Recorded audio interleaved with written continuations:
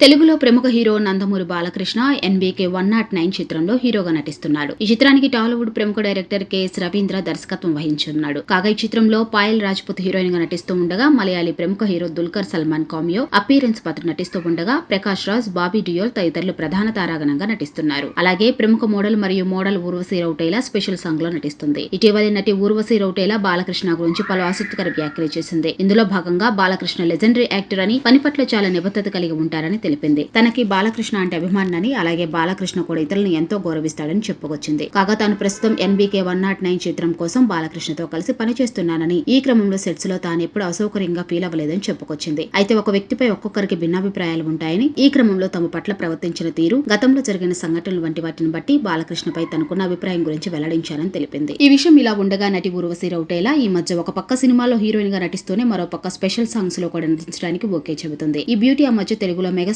చిరంజీవి హీరోగా నటించిన వాల్తేరు వీరయ్య చిత్రంలో స్పెషల్ సాంగ్ లో నటించి కుర్రకారును కట్టిపడేసింది. దీంతో టాలీవుడ్ దర్శక నిర్మాతలు ఈ బ్యూటీకి ఎక్కువగా స్పెషల్ సాంగ్స్ ఆఫర్ చేస్తున్నట్లు సమాచారం.